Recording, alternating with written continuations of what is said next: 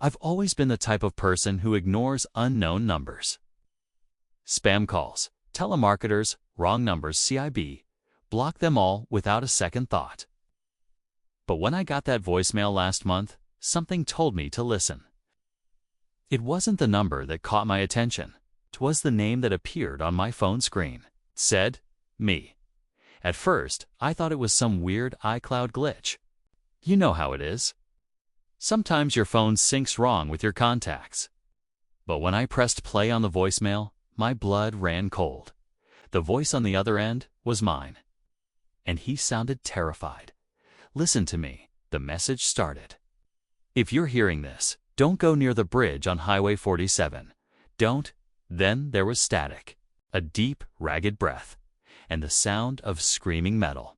The voicemail cut off. I just stood there, completely frozen.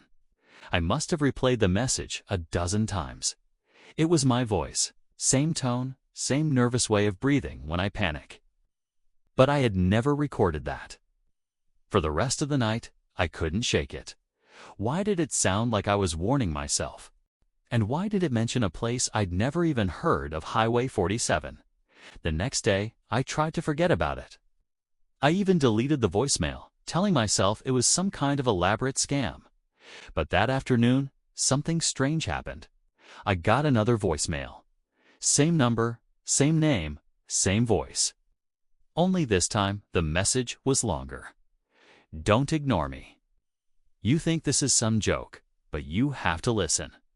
I tried to change it before, but it's fixed. You can't stop it, but maybe you can survive it. Don't let her in. No matter what she says, don't open the door. Then, a knock echoed through the recording. 3 slow, deliberate knocks. And after a pause, I heard my own voice whisper, "She's here." Then, silence. My stomach dropped. I looked around my empty apartment, my eyes darting to the front door without me even meaning to. I kept telling myself it was fake. An AI deepfake, maybe someone was just messing with me. But when I checked my phone's call log, the number was identical to mine. Same digits, same voicemail inbox. I even called it. It rang once. Then my own voicemail greeting played. That night, I didn't sleep a wink. Every little sound in my apartment made me flinch. The hum of the fridge, the creak of the pipes. I even covered my mirror's eye. Don't know why, it just felt like something was watching me back. At around 2:14 a.m., I got another voicemail notification. No ringtone, no missed call. Just the message, waiting for me. When I pressed play, it started with heavy breathing mine again. Then, a faint voice in the background. A woman's voice. She was whispering something I couldn't make out. And then my voice trembling, desperate, said, "She knows. It didn't work. Don't trust her." And right after that, in the same whispering female voice, "He's listening." The message ended abruptly. I didn't go to work the next day. I couldn't focus on anything.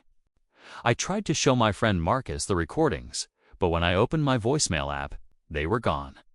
No record of any missed calls, no saved messages, nothing. He just laughed it off. "Man, you're probably just dreaming again. You work way too much." I really wanted to believe him. But that night, I got another message. Only this time, the voice sounded closer to the phone mic, like it was whispered directly into it. It said, "She's already in the apartment. Don't turn around." My heart stopped. I froze right there in the middle of my living room. The phone was still pressed against my ear.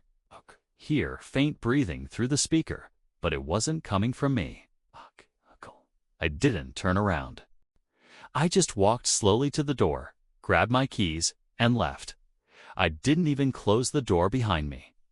I stayed at a hotel for a few days, trying to clear my head. I told myself I'd been hallucinating, maybe stress, maybe sleep deprivation.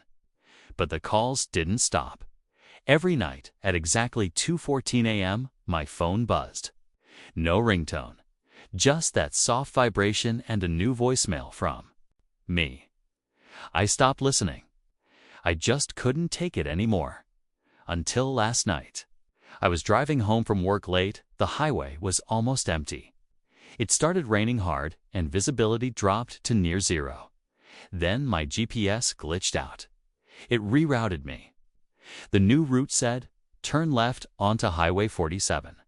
I froze when I saw it. My hands started shaking. But the road sign came up so fast, I barely had time to react. I slammed the brakes and pulled over to the shoulder, my heart pounding in my chest. My phone buzzed again. A new voicemail. From me. I hesitated for a long moment before hitting play. Static filled my car. Then my voice, panicked, breathless, said, "It's too late. You didn't listen." A second voice joined in that same woman's whisper. "You can't outrun time." Then came the sound of screeching tires and an explosion of metal and glass. The voicemail ended there, but I was still alive, still sitting on the side of the road. Nothing had happened, till I noticed something in my rearview mirror. A car, completely wrecked. Smoke was rising from the hood. It was the same make and model as mine, slumped over the wheel. It was me.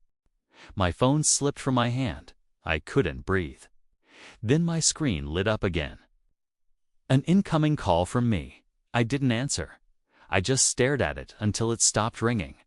And then it buzzed. One new voicemail. I still haven't listened to it. It's just sitting there, waiting.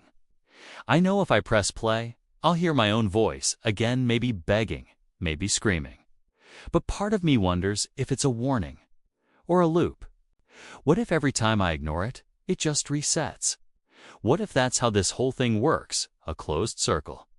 What if that wrecked car on Highway 47 wasn't a vision, but a memory I just haven't reached yet? Sometimes, when I'm about to fall asleep, I think I hear my own voice whisper. It always says the same thing. Don't answer the next call, but I know it's coming. 2:14 a.m. The vibration on the nightstand. The name flashed across the screen. Me. Thank you for watching. What do you think is happening here? Let me know your theories in the comments below. And if you enjoyed this story, don't forget to like and subscribe for more. See you next time.